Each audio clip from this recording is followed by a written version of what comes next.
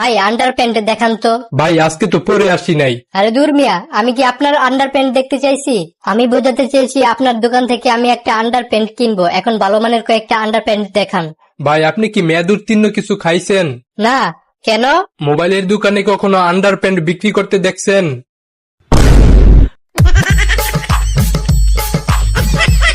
ভাই আপনি কি প্যান্ট বানান? হ্যাঁ, আমি একজন দর্জি, আমি প্যান্ট বানাই। একটা প্যান্ট বানাতে কত টাকা খরচ হয়? 300 টাকা।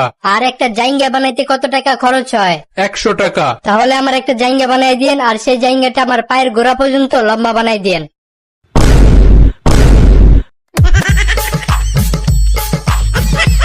আপনার সমস্যা কি? ডাক্তার, আমি মাছ খাই বলে সবাই আমাকে পাগল বলে। আপনি একটু চেক করে দেখেন তো আমি আসলে পাগল নাকি। আরে মাছ খেলে তো ভালো কথা, পাগল বলার কি আছে? আমিও তো মাছ খাই। হ্যাঁ, তাহলে চলেন আমরা দুইজনে মিলে পুকুরে নেমে মাছ খাওয়া শুরু করি।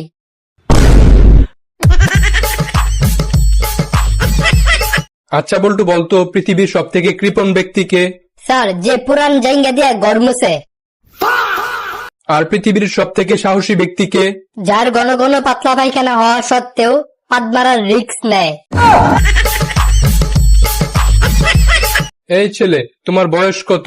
আঙ্কেল, বাড়িতে আমার বয়স 12 বছর, স্কুলে আমার বয়স 10 বছর, বাসে আমার বয়স 5 বছর, আর ফেসবুকে আমার বয়স 18 বছর।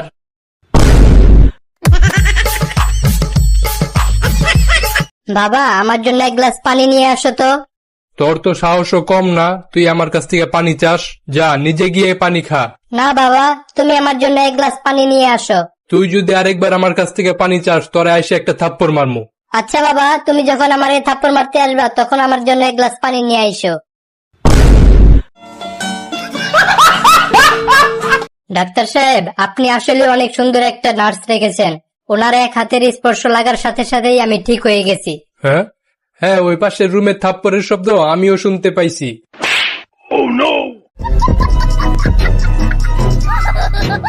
আমরা এত কষ্ট করে 6 থেকে 7 দিন ধরে একটা ভিডিও বানাই, কিন্তু সাবস্ক্রাইব করতে 1 সেকেন্ড সময় লাগে মাত্র। তবুও তোমরা সাবস্ক্রাইব করো না। আমরা তো তোমাদের কাছ থেকে আর কিছু চাই না, শুধু একটা সাবস্ক্রাইবই চাই। প্লিজ তোমরা সাবস্ক্রাইব করো, প্লিজ। মনে করো তোমরা লটারিতে 1 কোটি টাকা পেলে, তাহলে তোমাদের অনুভূতি কেমন হবে সেটা নিয়ে একটা রচনা লিখো। কিরে বল্টু, তুই কিছু লেখস না কেন? স্যার, আপনার কি মনে হয় আমি যদি লটারিতে 1 কোটি টাকা পাই তাহলে কি আমি এখানে বসে বসে রচনা লিখবো?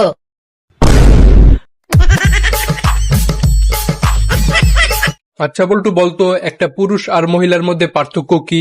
স্যার, যখন একটা পুরুষ বড়লোক হয়ে যায় তখন সে দুষ্টু হয়ে যায়, আর যখন একটা মহিলা দুষ্টু হয়ে যায় তখন সে বড়লোক হয়ে যায়।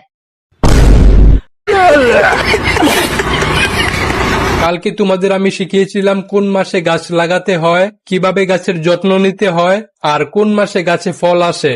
আচ্ছা বল্টু, তুই একটা প্রশ্নের উত্তর দে। ঠিক আছে স্যার। মনে কর তোদের এলাকায় একটা আম গাছ আছে, সেই আম গাছে গ্রীষ্মকালে ফল এসেছে। এখন বলতো সেই গাছের আম কখন পাড়া উচিত? স্যার, আম গাছের মালিক যখন ঘুমাবে তখন।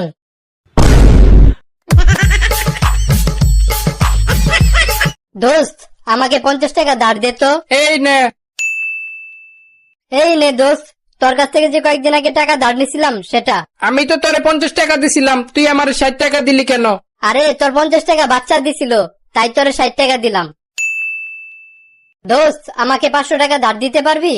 ওরে টাকা দিলে ওর কাছে টাকার বাচ্চা হয়, আর আমারে বেশি টাকা দেয়, এতে আমার অনেক লাভ হয়। কিরে? আচ্ছা এই নে 500 টাকা। কিরে বল্টু, তুই তো আমার 500 টাকা দিলি না। দোস্ত, দুঃখের কথা আর কি বলমু, তোর 500 টাকা বাচ্চা দিতে গিয়ে মারা গেছে।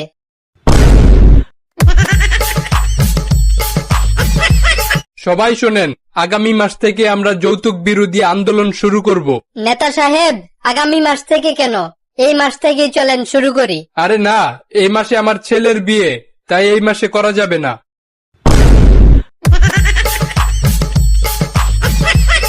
বন্ধুরা, আমাদের ভিডিওটি যদি তোমাদের ভালো লেগে থাকে তো অবশ্যই লাইক, কমেন্ট, শেয়ার করো।